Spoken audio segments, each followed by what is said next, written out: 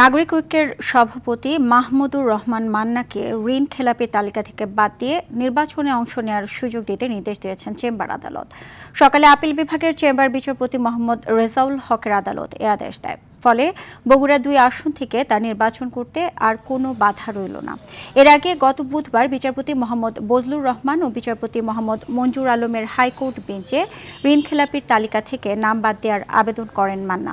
সেদিন হাইকোর্ট সব শুনে তার রিট খারিজ করে দেয়। পরবর্তীতে চেম্বার আদালতে আপিল করেন তিনি।